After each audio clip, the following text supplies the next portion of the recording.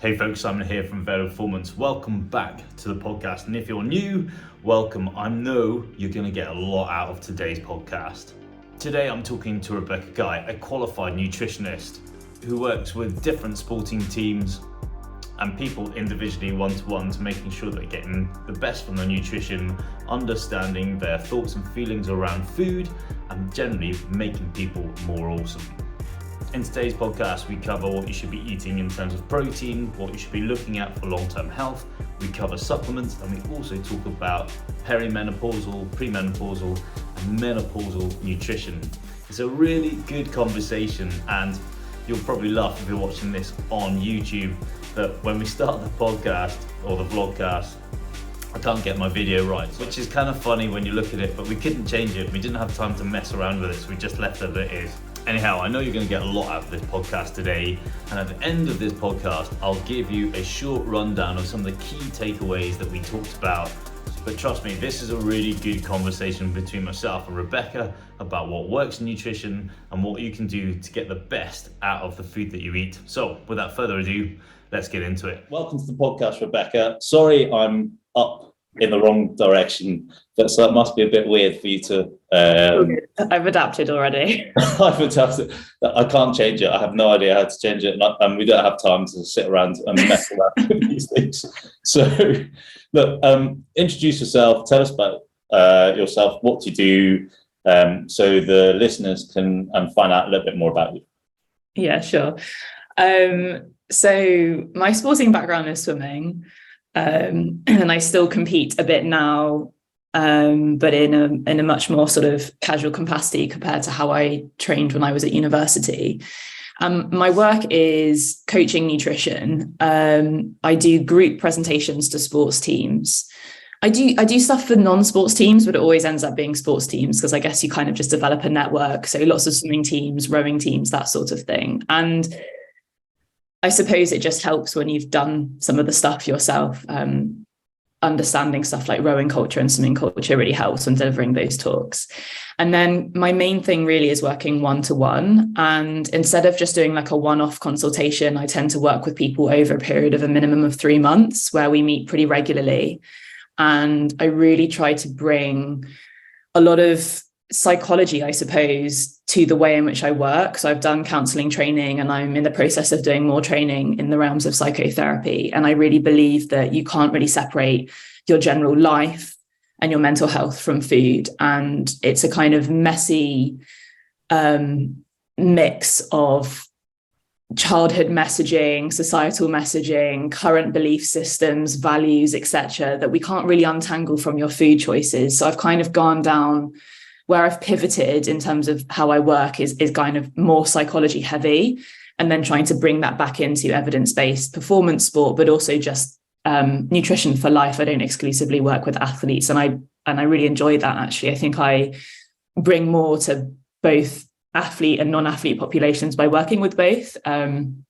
So yeah, quite a spectrum of clients. So my day-to-day is quite research heavy because everyone has quite different requirements, from like sprinters to Ironman athletes to postmenopausal women to type 1 diabetic men and kind of everything in between. So that's my day to day. Yeah. It's fascinating, isn't it? So I always think when you look at the general population and how they talk about nutrition, it's very fat loss focused, and it's all about trying to do things quickly, but I like the fact that you're evidence-based, and it's where I'm coming from. But more importantly, I think, and this is where I think a lot of people don't realise, is it's very psychological food. Mm-hmm. So when people talk about trying to lose weight, there is a massive psychological aspect to that, and it's very much in the long distance sphere and cycling, right? The two really must be understood together, I think. It's not just a question of calories. There's a huge amount of pressure because I guess the sort of elite triathletes and cyclists that we see on the television and in the competitions, they're often very, very lean.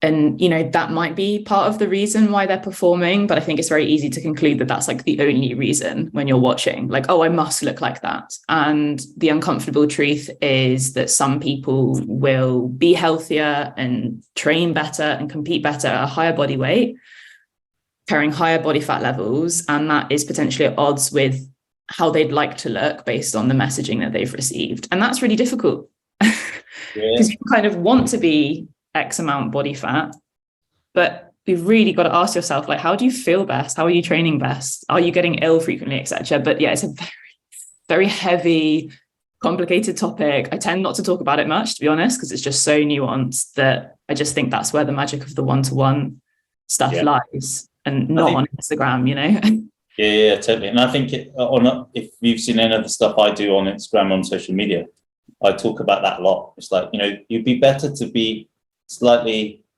heavier and not thinking six-pack ready, because that's what people think. They need to be super lean because that means that they're signifying that they're super fit. You're better to carry a little bit more and feel super like energized and hitting your numbers all the time and just feeling really good than feeling horribly strung out all the time and teetering on that brink of getting colds constantly. Yeah. And I don't care whether you're a 20-year-old or a 50-year-old, we still have those images in our head that they kind of like push to us, say, this is what we need to look like.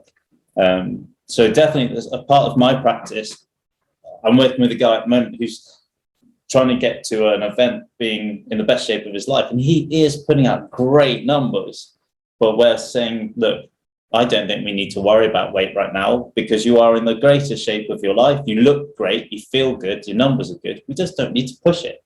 You just, you need to change your mindset on that front, because everything you're telling me says you're just feeling really good. So it's a really cool thing to talk about, I think, when it comes to overall nutrition practice. Yeah.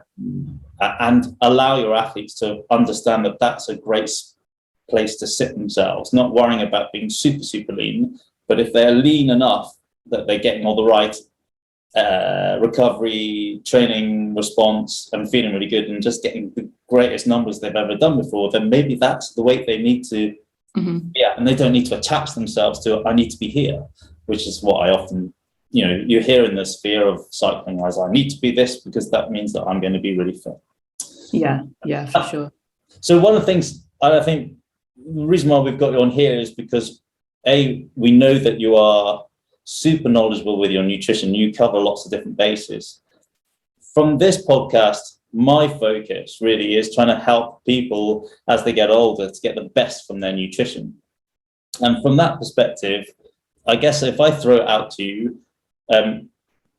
what do you think older populations who are doing a lot of sport and exercise should be focusing on in their nutrition? From the evidence that you read and talk about regularly with the clients that you work with, what's the most important thing that they should be focusing on? Yeah, well, I guess in general, my philosophy is bringing it back to basics. I think it's really easy to get caught up in very niche supplements and protocols with sort of, I don't know, I hear all sorts of crazy stuff, to be honest. And I think just bringing it back down to like really basic habits is usually the best approach. So, what are we talking about here? What's the aim? Well, the aim is quality of life. The age expectancy in general is increasing. So we know that people are living longer, but the whole point of this podcast is we want that to be quality of life. We want people to be doing stuff, being able to do stuff, right? Yeah. So what are we up against? I think probably is the first place to start in order to answer your question. And the sort of stuff that we're up against when we age is a loss of muscle mass and strength, and specifically sarcopenia, which is characterized by a progressive loss of muscle mass and strength. And it's in general a consequence of aging, but factors such as disease, physical inactivity, postmenopausal women drop in estrogen are big contributing factors to that, and inadequate nutrition. So sarcopenia is probably like the big one that we're going to be talking about, but we've also got worries around cognitive decline. I think that's a very real worry for people in general, as they age. I think most people in their life have some sort of relation to someone that's got dementia, Alzheimer's, something neurodegenerative. And it's a real worry because it's quite scary and it's emotionally very challenging to have that in your family. Low bone mineral density, osteoporosis. Gosh, the list is horrible, isn't it? Gosh, it makes you feel like, I was aging is horrible. Sounds pretty depressing. And I suppose like unintentional weight loss. So those are kind of the things that we're thinking about when it comes to aging and combating that with nutrition. That leads me to then actually answer your question, which is for loss of muscle mass, loss of strength, the two main things are resistance training, which you touched upon in your podcast last month, and protein, adequate protein. Yeah. And yeah. Think about that then. So in terms of protein, because I think when I speak to the athletes and cyclists that I coach, they are surprised by how much they should be eating. So what would you recommend, and where should people start, and what should they eat? Yeah, so protein messaging is confusing because whilst for a lot of people, the obsession with protein doesn't really need to be there. But as we age, thinking about protein a bit more does make sense, and almost having a bit of a bodybuilder mentality. So in general, protein recommendations are based on your body weight. And if you're carrying if you're kind of in that sort of obese 2 category, then potentially you can look at more like what your ideal body weight would be if you're looking to lose a lot of weight. But in general, because otherwise it can get very, very high and it's a bit obscenely high.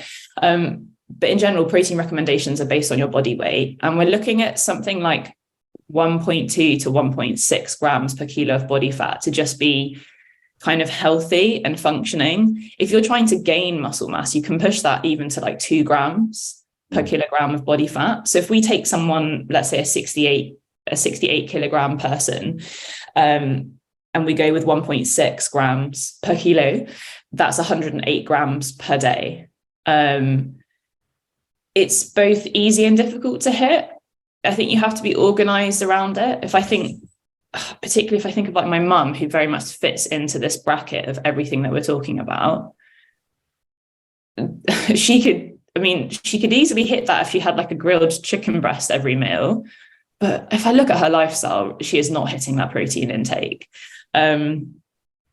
What is also really important is as we age, we basically have like a blunted response to protein from a muscle protein synthesis perspective. So we're essentially not as effective at doing anything really.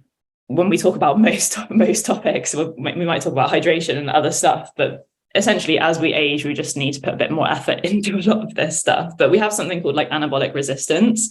So we have this blunted response to strength and conditioning training and dietary protein, which means, what's the take home there? Well, we need a higher portion of protein in a single sitting.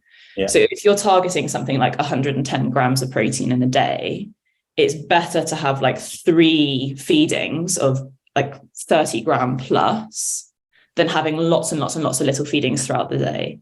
And that's a really important take-home message. And that is unique to the aging population. That wouldn't apply to someone in their 20s. They're probably just targeting a total protein intake. Doesn't really matter how and when they do it. For someone that's like, 50s, 60s, etc., and we're going towards that anabolic resistance, a bolus dose is important. If it's something that you're struggling with, try and at least have 1 meal a day where you're hitting that really high protein. That's the advice I give to someone like my mum. It's actually quite unrealistic that she's going to be doing that 4 times a day. So 2 things I want to touch on. First off is, and from my understanding of learning, etc., is what protein is less important, although important for younger populations. How much you eat, you can eat less and you still get a pretty good muscle protein synthesis response. But as you get older, you need to pay more attention to it. Yeah. But because of sarcopenia and also anabolic resistance. Mm-hmm. From my perspective, and I'm being very selfish here, because I do a lot of training, and I want to make sure that I hold on to as much lean muscle mass as possible, and I get as much adaptation from my training as possible. And it's the same thing for the people that I coach. Do we need to focus on eating more quality protein in a bolus, maybe 3 or 4 times evenly spread across the day, to get the best muscle protein synthesis response from our training? Is that something we need to focus on? Yeah. I think if you're training and you're looking to maintain muscle mass and or gain muscle mass, you're wanting to hit both the total protein per day, but also like 3 to 4 feedings, as you said, to optimize. And like you said, you can probably be a bit more casual about this in your 20s, because just strength training is probably going to get you some gains. We're up against bigger obstacles essentially when we get older. So yeah, ideally you would be having 3 quality protein servings. And when I say quality, we're looking at sort of 0.4 to 0.6 grams per kilo of body weight. So if you go for the middle, you're basically halving your body weight. So if you weigh 60 kilos, you're aiming for 30 as like a big protein serving. That's really easily done if you eat a lot of animal products. Yeah. It's harder if you're veggie or vegan. You have to be more organized, and you're probably, in addition to it being harder when you're vegetarian and vegan, you also probably want to be aiming to the higher end because of the quality of the protein source. I don't know if you want to talk about that bit, the quality. Yes, definitely. Let's talk about that. My thinking is, and you correct me if I'm wrong in my thinking, is that as I get older, so I'm now 52, I'm going to be 53 in December. Yeah. I generally aim between 1.8 and 2 grams of protein per kg of body weight right now. And I find it works really well. It helps me stay lean, helps me keep onto my muscle mass. Yeah. Definitely notice that I recover better from having a higher protein dose. Is that something, I mean, it's not wrong to think that way, is it? No, I think that, you know, there's individual variation with this. So like 1.8 to 2 is reasonably high. Yeah. And I think it's about meeting people where they're at. So if there's someone that's eating like basically a full protein, you know, just having a bowl of cereal, a bit of salad for lunch, maybe like you take someone like my mum, it would be like coffee and cake at 4 p.m. and then not that hungry for dinner, so a bowl of soup. It's like there is very little protein. Giving her a target of 2 grams is unrealistic. Yeah. Another thing that we want to consider is protein is really satiating, and that's why it's often talked about within the weight loss conversation. So if you're someone that's navigating, you've lost weight unintentionally as a result of basically your appetite being suppressed as you age, having a super high protein diet is probably not going to help. We want to go maybe like a little bit more medium, something like 1.3, 1.4, 1.5, which would still be an improvement whilst allowing essentially more room for other stuff to be eaten. So I do think experimenting is a good idea. You've kind of like nestled into that 1.8 to 2, and that's working for you, and that's really great. You're noticing that it's helping you recover. For someone else, it might be 1.6. As long as you're kind of like not beneath 1.2, then you're probably fine. And if there was like one thing to think about, because it is overwhelming and it's a lot to think about, it's having at least one meal where you're really hitting that higher amount. So like 30, 35, 40 grams in one sitting. Very easily done if you eat something like chicken. Yeah. All right. So from that way of thinking, from what you've just talked about, that's more to do with sedentary populations. So people on a day-to-day that maybe aren't hitting the gym or doing a lot of training. Yeah. And actually, that's a good conversation in itself, because I think definitely from my mother, who's 80, trying to get her to eat more protein is important, because I keep saying it's kind of important for her overall health. Yeah. From a training perspective, where would you sit minimally per day total protein, and what would you see is kind of high but kind of adequate enough, and you don't need to go above it? Yeah, I think it's a similar answer. I guess the first thing is it depends on what sort of training you're doing. So if you're more of an endurance athlete, the number one thing that we're also thinking about is energy requirements. So if you take someone that's doing a big endurance program of kind of 1, 2, 3 hours per day, the number one thing to calculate is how much energy do you actually need? So you've got your basal metabolic rate, the amount of calories that you need just to be alive, but you've got a huge amount of energy expenditure on top of that if you're training loads. So you're juggling that plus carbohydrate requirements. If you're doing a lot of high intensity work, you are going to probably be wanting to consume a fair amount of carbohydrates. And then you also want to be consuming fat for your hormonal health, for flavor, because it's fun. Who wants to go low fat? So once you add all these other things into the mix, it's a little bit of a balancing act. So what happens sometimes with sort of endurance athletes, ultra endurance athletes, the protein comes down a little bit in order to allow for extra carbohydrates, because there is a limit to how much energy you want and need. So on the other end of the spectrum, if you're a strength athlete, or you've got a reasonably sedentary lifestyle and you're trying to do strength training 1, 2, 3 times a week, then yeah, you can probably go for like that 1.8. I don't think it would be problematic to bring that down if you're still in the aging category, but you're doing a lot of endurance work to allow for those carbohydrates and for the energy. Does that make sense? Yeah, it does. In my mind, it's like, again, it's like everybody thinks fixed amounts. I think if you're doing a big, if you do what I do, which is sometimes I ride 6-7 hours a day, yeah, a massive energy deficit that you need to put back in. So even if I'm eating on point on the bike, I know I come back and I've got a lot more calories to stick in. So I can easily chuck in a bit more protein and carbohydrate and hit my total, like over exceed my protein and quite easily hit my carbohydrate intake too. Yeah, that's the difficulty. But if you're not doing a lot of exercise, then you have very tight numbers to play with. Mm-hmm. But ultimately, I think what I was going to just to kind of like cap it off, is like, where would you sit someone who's training specifically, let's say, an hour and a half on the bike and hitting like an hour and a half on the bike 4 times a week with 1 long ride and hitting the gym a couple of times a week?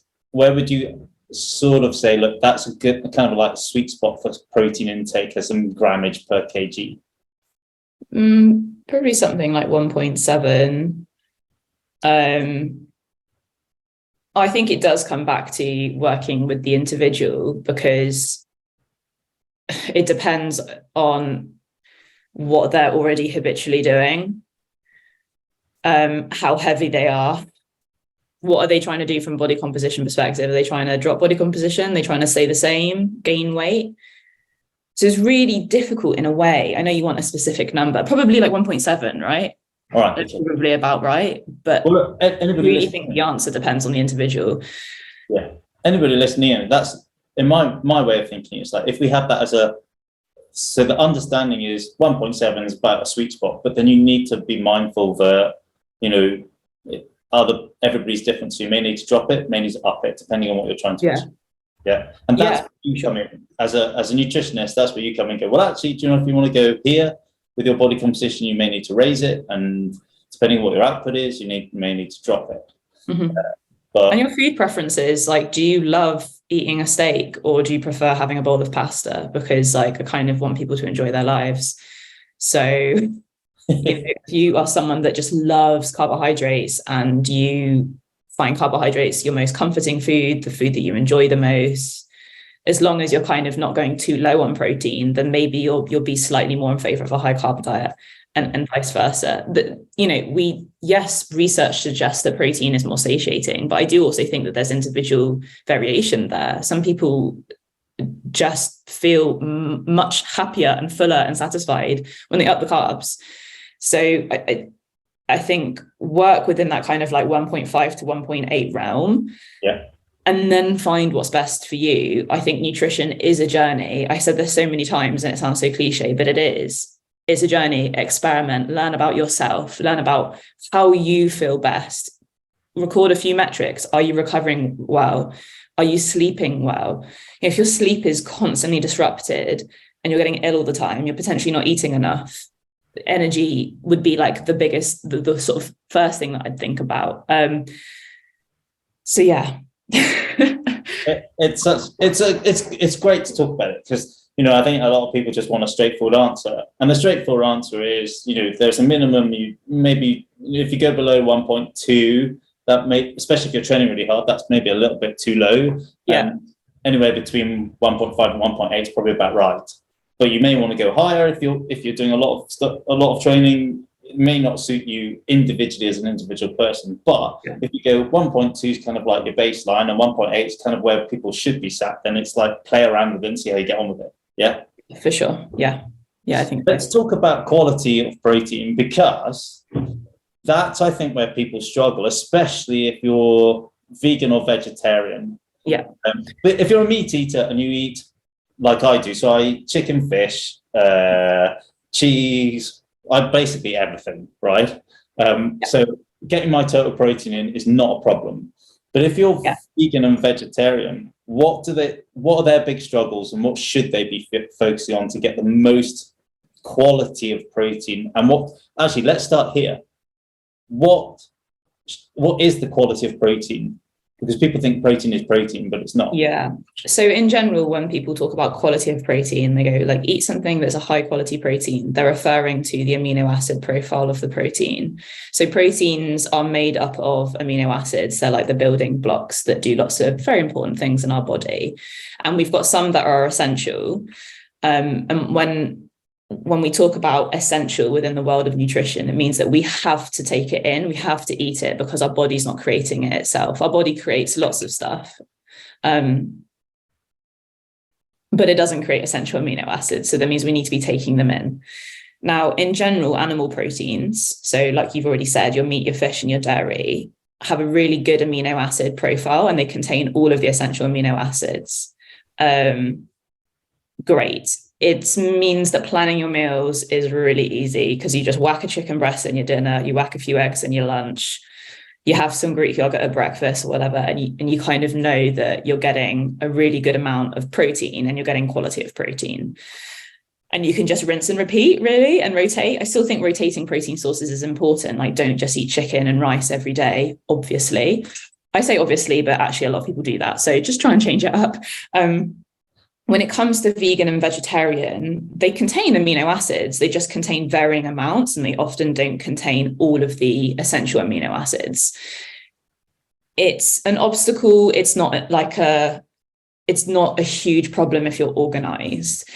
We have an amino acid pool in our body, so we have the ability to store some of those amino acids. What that means for us is that we don't need to obsess over getting every single amino acid in one single meal.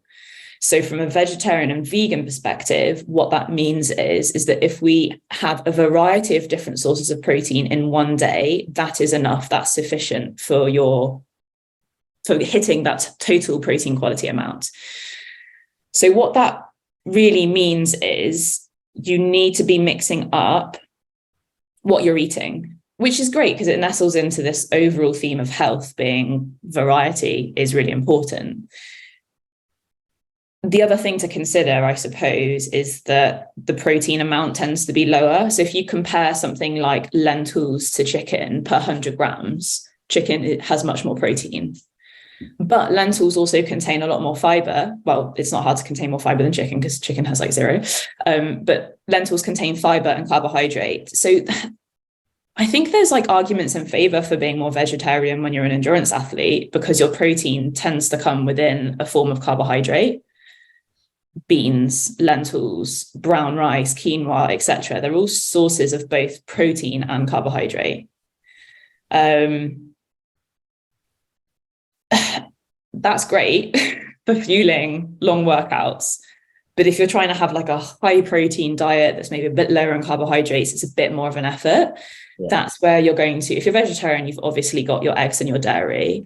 If you're vegan, tofu and tempeh, so soy-based products, are really useful. I mean, tofu is kind of, it's super bland, so you need to work at it to make it taste good, but it's very high in protein. low in fat, low energy density, very useful source of protein, very good amino acid profile. You've also got stuff like corn mince, and mycoprotein. Been plenty of studies on that, comparing it to whey protein for muscle protein synthesis. It's a decent source. So there's options, more and more options by the day if you go to Tesco. I'll stop because I can keep going on about this. Well, no, it's good because I think a lot of people struggle with it. I mean, they realise actually, if you're mindful of what you're eating on a day-to-day basis and you eat a good broad range spectrum of plant-based and tofu, tempeh within a vegan diet, you can still hit your total protein content. But as you like, and that's a really good way of putting it, you have to be organised. You do. I think that's the important bit to get across for a lot of people who just aren't maybe just like freestyling it. They need to be a bit more aware of what meals and what foods have higher protein, etc. I do think it's the reality of if you're juggling wanting to push out athletic performance, feel good, hit energy targets, and be vegan, the reality is that I just do think that there's more organization involved. There's obviously loads of vegan convenience food on the market now, but when you actually look at the ingredients, a lot of them are not high in protein. So if you're trying to hit that goal of like increasing your muscle mass, it obviously can be done. But I just think the reality is you do have to be more organized about it. Yeah. Okay. The other thing you mentioned also is from an aging population is cognitive function and energy creation. So, I mean, definitely as an athlete, I find for me, from an energy perspective, a higher carbohydrate diet works for me. It makes me feel more satiated over time, so I never feel like I'm getting cravings or I want to overeat food. Mm-hmm. I find I've got way more power and energy to be able to do the harder training side of things. And, I used to try and go higher fat and lower carbs and mess around with that. If I was doing long, steady stuff, I'd try and go higher fat, but it never really worked and I always felt hungry off it. Yeah. And it's the individualization of diet that works for me. Mm-hmm. But the one thing I've learned over time is that higher carbs obviously is a bit muscle sparing compared to maybe a higher fat diet. And the one thing I'm trying to do with me is to try and make sure that I've got, I'm strong. I'm holding on to what I'm creating in the gym and on the bike. So I do a lot of high end. Well, I say a lot. I do at least one high end training session on the bike a week, one hill rep session a week, and I hit the gym a couple of times a week. I'm lifting heavy. So I'm trying to hold on to the muscle mass, and also have a lot of energy to be able to go high end in my training. Yeah. What do you think is good for a population that are training really hard and trying to look lean and have a lot of energy? What's the right way to look at diet, or is it very individual to that person? I mean, body composition in general is dictated by the sort of the energy part of the equation, and it's not really macronutrients aren't as relevant. So kind of like the law that dictates whether you gain body fat or lose body fat is to do with your energy balance. So suppose if you're trying to maintain a body composition or even lose some body fat, the first thing you want to be looking at is your energy requirements. There's no point in starting with, manipulating fat, because that's not what's making you fat or dictating what's making you lose weight. It's energy. But obviously it's really complicated. It's a very dynamic equation, and all of these factors that we've been discussing, like the macronutrient content of your diet, affects your energy. So it's not, I don't want to be reductionist, but that is kind of like the first thing to look at. So calculate your BMR. You can use something like the Harris-Benedict equation. You can look that up, punch in your height, your weight, etc. Work out roughly how much you need at rest, and then calculate how much extra you need for your energy expenditure and go from there. Obviously, these equations are limited, so it's a starting point. If you're finding that you're then gradually gaining weight, then you're in a surplus. If you're gradually losing weight, then you're in a deficit, and you kind of can start to build an understanding of how much you actually need. I don't think that you need to be obsessed with tracking within all of this. Obviously, if you track, you're going to get more of an track calories. I mean, you're going to get more of an understanding of your energy requirements. My general philosophy, I kind of lean towards habit-based stuff with pretty much everything. I guess it goes with the territory of being much more psychology and body image territory. Like, it's not that I'm like, and hardline anti anything. It's just, I think that flexibility and habits are kind of like just make a better life for a lot of people. Anyway, so the first thing you're considering is the energy intake. And then can you remind me what you actually asked? Because I've kind of so it's just like, what should we be focusing on? And I think actually if we expand on what you've talked about, from my understanding, from the practice that I work with the people that I coach, is that energy creation is the most important thing, right? So if you're trying to get a little bit leaner, you have to have a deficit, and it doesn't matter how you do that. You've got to have a deficit along the way to maintain lean muscle mass and look leaner. Protein is important. Yeah, and from then on in, it's just really what you're requiring in terms of energy. So if you're doing lots of high-end intensity stuff, then carbohydrates are important in your training, but you don't necessarily always have to go high carbohydrate. You can always, you can push that up a little bit one day and drop the carbohydrates down the next, depending on what you're doing in training and how you feel and what you're eating. Yes. So with the high intensity training, so like the anaerobic type sets, realistically, you want to be taking on board carbohydrates before your training session, which I think is what you were talking about. So that you're not kind of, so basically you're burning off the carbohydrates that you've just eaten, and you're not depleting anything else in your body.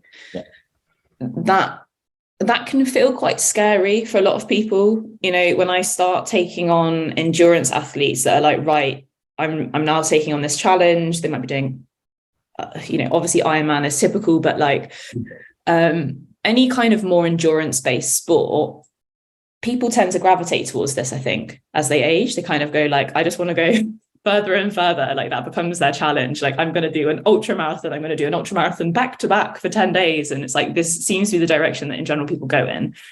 And if you've got a background where you've not been doing that, and then you come and work with someone like me that's obsessed with carbohydrates because of the low carb narrative that we tend to have within certain bubbles, it can be really quite challenging psychologically to be like, to see those targets. Like, you kidding me?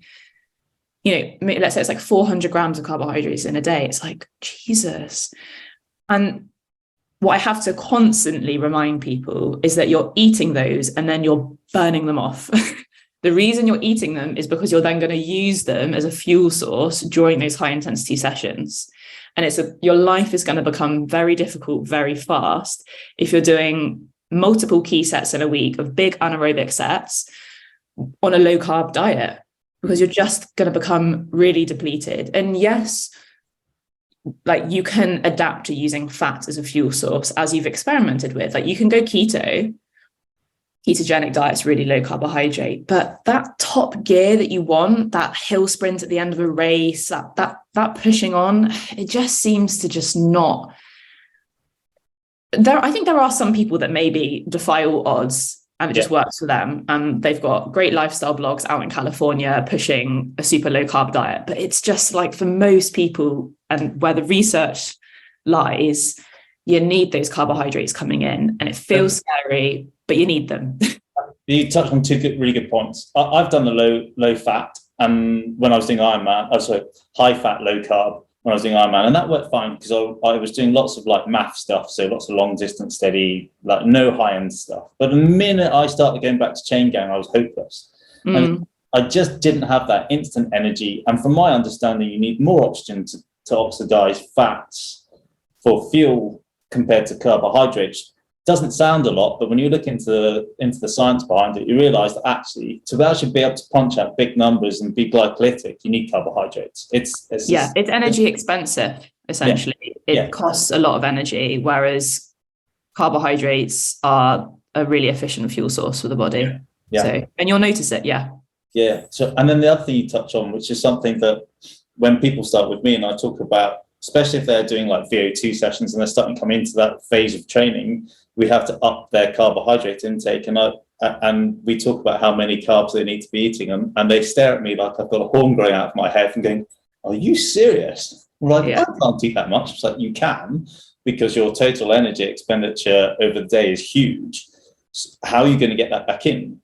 And they're like, well, that's more than I've ever eaten before. I was like, yeah, but once they start actually coming on board with that and they start putting it back in, they realize actually their training is super quality driven and they feel really good in it too. And they're recovering better. Yeah. I think that you have to go through it yourself. I think that you can tell someone in theory how much energy and carbohydrate they need, but you need to go through that and experience it to really believe it, in my experience, because there is so much fear, particularly around weight gain, gaining fat, that you eat this amount of carbohydrates and the next day you're like 3 times the size. And it's like, honey, that's not going to happen. But you need to experience that. I certainly have changed probably the carbohydrate intake of my diet in my journey. And I think I just needed to experience it. I don't think that reading papers and listening to podcasts and reading blogs actually cuts it for most people. They need to just like actually see it for themselves, experience it. I think, it's such a good thing to talk about, because carbohydrate intake, people are just balk at the idea of it. And long distance athletes, especially triathletes, are frightened of carbs.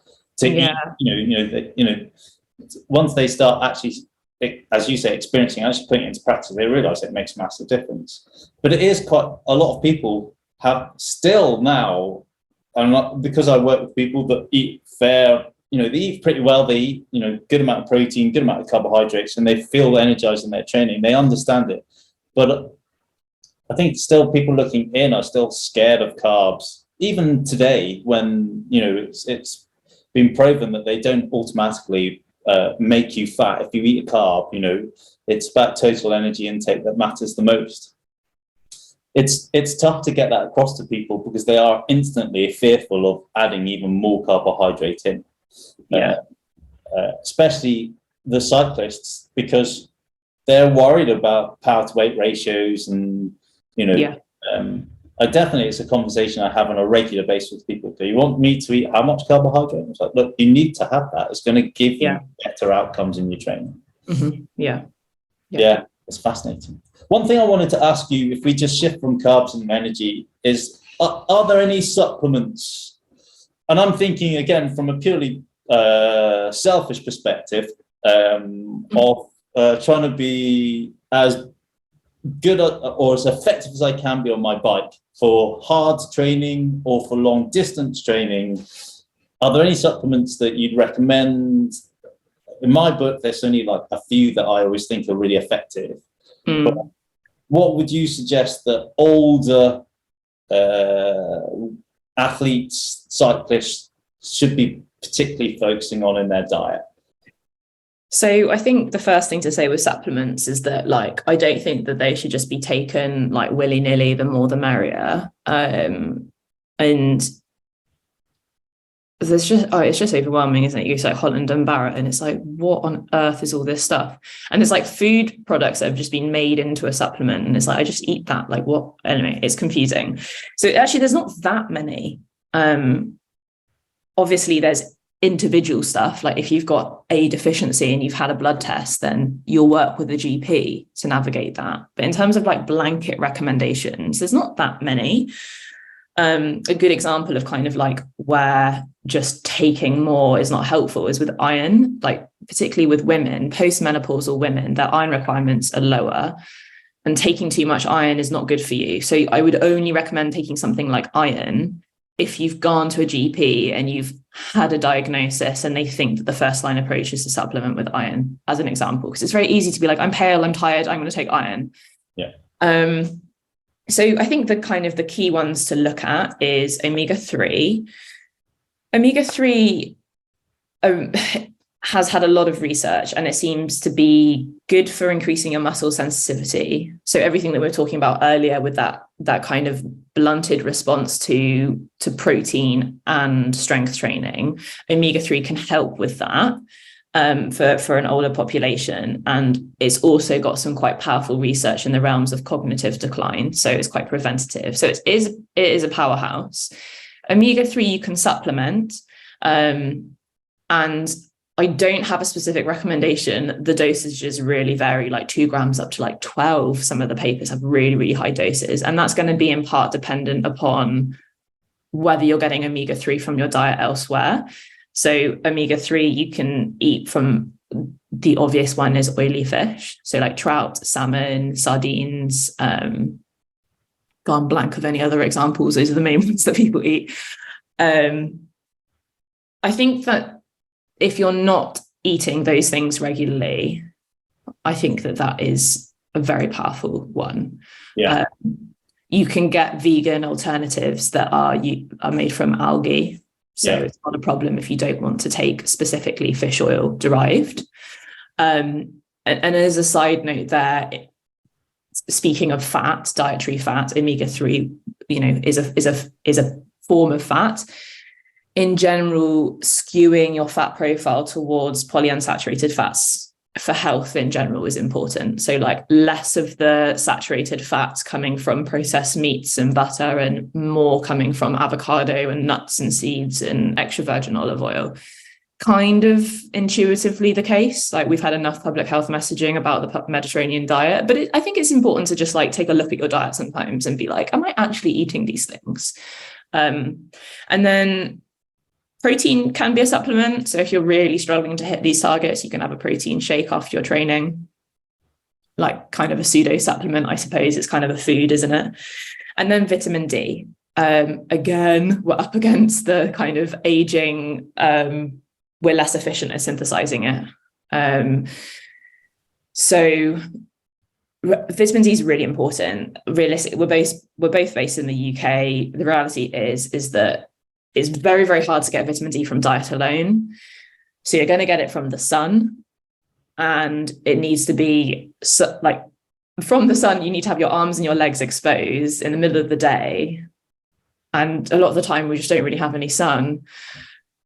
So supplementation, it is now, I think, an NHS recommendation. Like, I'm not saying anything particularly novel or maverick here. Like, I would have thought every health practitioner in the UK will be recommending that you should be taking a supplement. Yeah. The dose there, 400 to 1,000 IU is probably going to be adequate for maintenance. Again, ideally, you'd have a blood test. You'd know where you're at, and then you can dose accordingly. Because obviously dosing for a deficiency is different to dosing for maintaining. Yeah.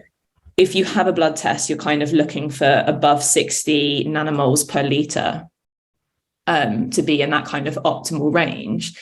I had a blood test in February and I was, I think, something like 29. And I take vitamin D supplements, and that is the reality often of being a swimmer. There are specific studies at looking at vitamin D status in swimmers, and they tend to be like, I'm already English, I'm already not going in the sun that much, and then my sport is indoors in a swimming pool. Yeah. So,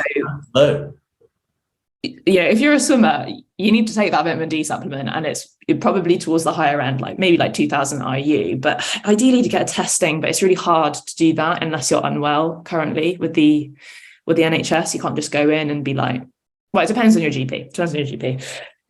Wow. That's fascinating. One thing I wanted to ask, actually, and let's finish off with this, is that creatine monohydrate. I'm a fan of it because, again, I'm constantly thinking about what can I eat, do in training, make sure that I'm holding on to lean muscle mass. And if you look at it, creatine monohydrate is one of those supplements that you can take, which is good for lean muscle mass, good for bone density, good for cognitive function. Yeah. Great for being able to punch out that little extra watt width that you need. Yeah. What are your thoughts on creatine monohydrate? Yeah, no, that was the final one that I was going to say. I don't see why you wouldn't take it, to be honest, because like you said all the reasons there. No matter what perspective you're coming from, is it cognitive health? Is it muscle strength? Is it fat loss? Is it overall health? Like, creatine monohydrate seems to tick all of the boxes. It's just so well researched. Mm-hmm. You can kind of find a study for most of those things. So what's your recommendation in dose, and should, like, regardless of whether you're an athlete or just a normal individual, should we all be taking it? I think, yeah.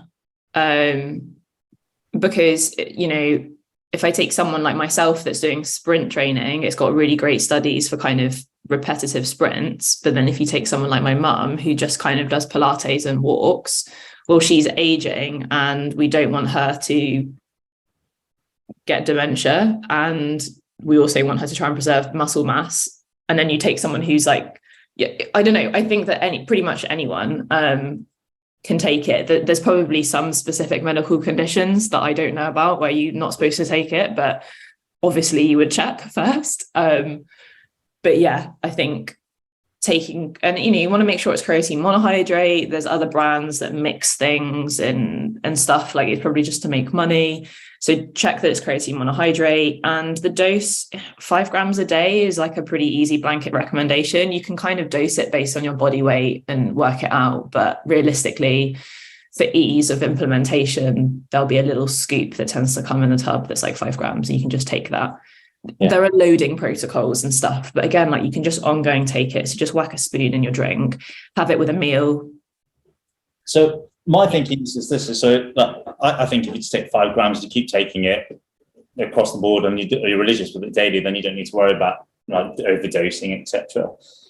Do you need to have? Because I think previously, years ago, I remember when creatine, when I was 20, many years ago, I was told that you need to sort of like cycle it, where you did a bit of creatine and back off, and then creatine and back off. Do you need to do that, or can you just consistently take it throughout the year and it's not a problem? You know what? I think people tend to naturally cycle it because of just life. Yeah. And so I've never actually delved specifically into the nuance of that research. I've definitely heard different views. I think with athletes, like when you take creatine, you basically have increased water storage. And so it doesn't always make sense to be taking it into a competition. So sometimes you might use it for your training gains and then come off it. So you drop some of that water weight, so you're lighter for the race. So that's just a natural break that you have because you're competing. Yeah. People go on holiday, that unusual for them to be as on it as packing creatine. I mean, obviously, like some people are organized like that, but so I think there's natural breaks anyway. Have you read specific papers on needing to deload it? No, yes, and from what I can gather, it's like you can take it day in, day out, and it's never going to be a problem. All the research that I've read on it says that it's safe for healthy individuals. That it's safe to take day in, day out, day in, day out. But I think there is a point, especially, and that's a good point to make. We do kind of probably, when we go on holiday, and I know, I've just been in Mallorca for 6 weeks. I ran out of it the last week. So I, naturally had a washout period for a week because I didn't take enough with me. But for the most part, I generally take it day in, day out. Yeah. And actually, it's interesting from working in practice. Some people that take creatine monohydrate, you notice that they gain a little bit of weight, but once they take it over time, they actually sort of like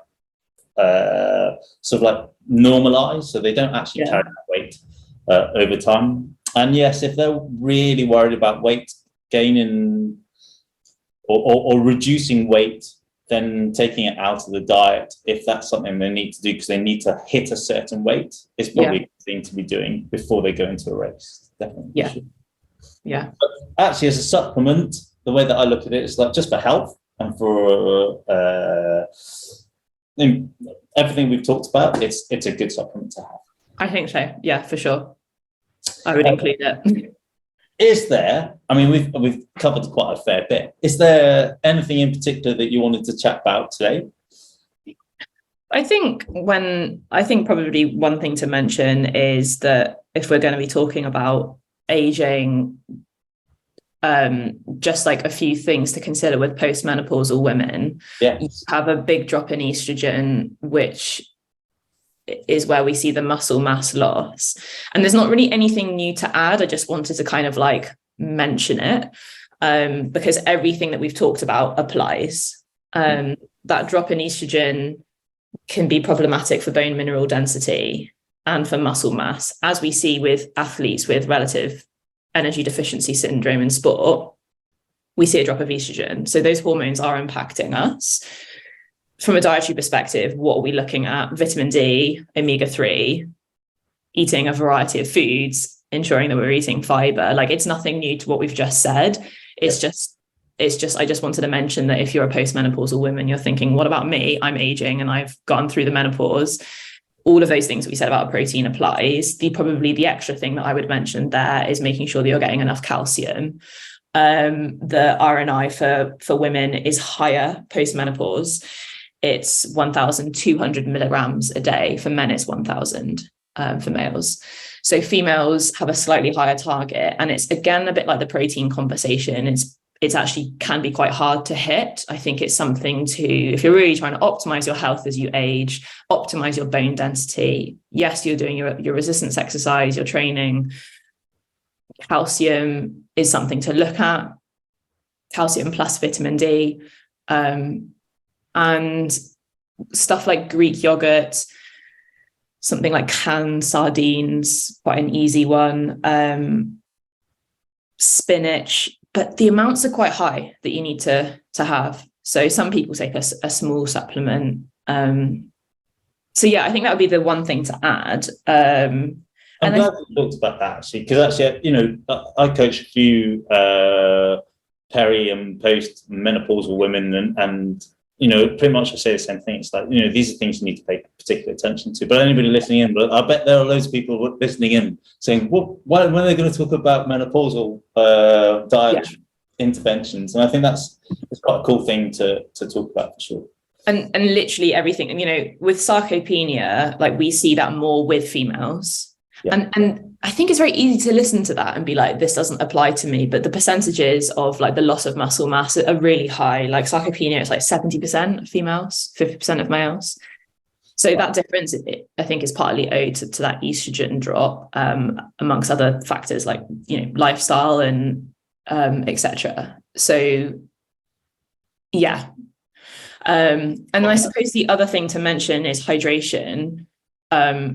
It's another example of where, as you age, your thirst, the mechanisms that feed back in your body are just, again, like, not as effective. So, and I have to nag my mum about this all the time. One, like, I think a lot of us have heard the advice, if you're thirsty, it's too late. Like, thirst is a sign of dehydration. As you age, you're not even going to get thirsty, or that will be delayed.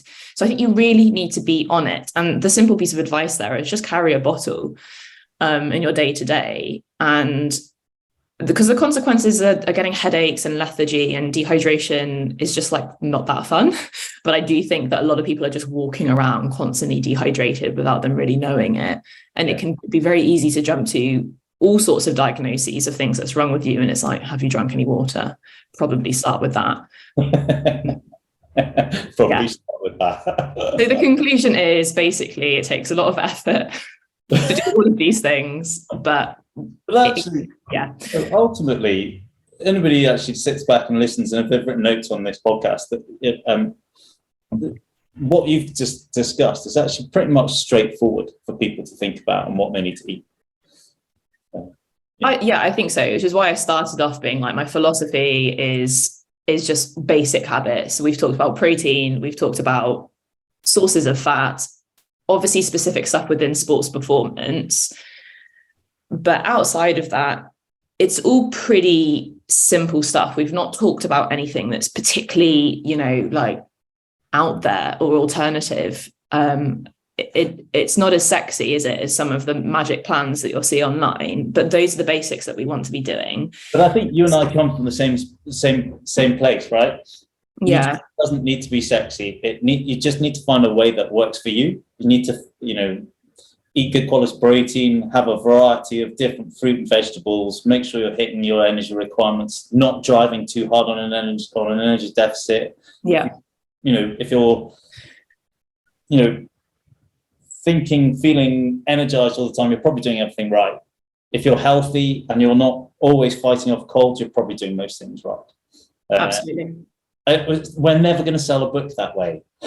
We're going to be poor forever. Wicked. Look, thank you very much. I'm going to finish the podcast and ask you one question that I've asked everybody on the podcast so far, is if you could have a conversation with anybody alive or dead about anything in particular, who would that be? Oh my gosh, I was not expecting this question, Simon. I say without overthinking it for like the next 3 hours, it'd be a really tedious podcast. My knee-jerk reaction to that was like Plato or like Socrates. I did philosophy as my undergrad degree, and in general, like I enjoy philosophy. And if you think of like how much of a boom like Stoicism and like Greek philosophy's had recently as like a trend. But yeah, probably some sort of like ancient philosopher where it can be like, do you realize how much of an impact your work has had? And it'd be really interesting to chat. And they might just be like, honestly, I could just made all of that up. It's a load of rubbish. Or just something really interesting to see what they said. Or they might be like, oh, interesting. Yeah. Or like, were they as much of a genius as we thought? Yeah, something like that I think would be cool. That's a great answer. It's actually, you know, it would be great if you could have a TARDIS and be able to go back and have a chat to them and realise that actually It'd be so cool. they weren't that cool and they weren't actually that clever. Amazing. But thank you so much for coming on. I really appreciate that. And what a great conversation. It's been really good. So look, just finishing off, how can people find out about you? What's your socials and what's your website?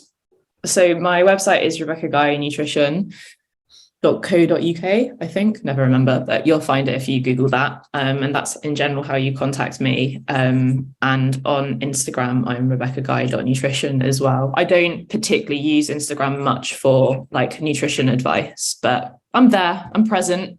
Yeah. I'm open to receiving messages. So yeah, those would be the two places. Brilliant.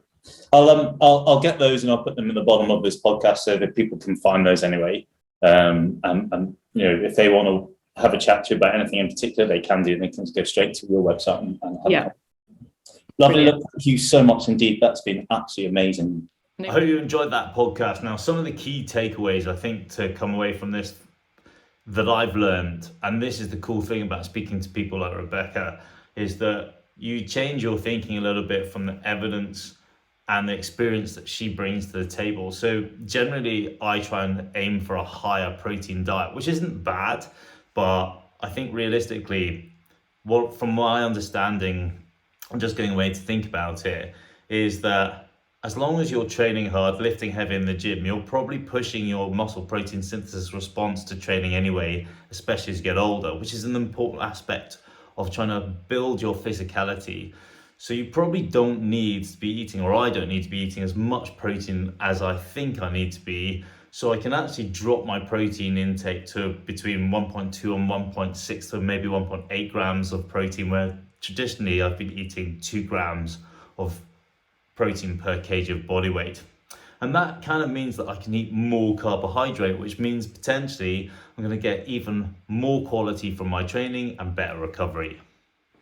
I do take an omega-3 supplement, and I think it's even more important now from talking to Rebecca that I keep continuing to do this, because it's really good for improving your muscle sensitivity to muscle protein synthesis, and it's great for reducing cognitive decline as you get older. And then the last thing that we talked about, which I think is really important, I think everybody should be taking this, and this probably fits my bias more than anything else, but actually when you look at the data on creatine monohydrate, I think it doesn't matter whether you're an exerciser or a non-exerciser, the data on it for muscle function, muscle quality, bone density, improving cognitive ability as you get older, don't definitely be continuing to take 5 grams of creatine monohydrate every day. Righty, that's it for this week. I hope you've enjoyed this podcast. Do me a favor, if you've got anything from this podcast and you're thinking this is really good information, hit like, share it with your friends, and please leave a comment, because that really helps with the algorithm of getting it out across different networks to draw more people into the podcast and into the YouTube channel. Again, thanks for listening, and I'll be back in a month's time.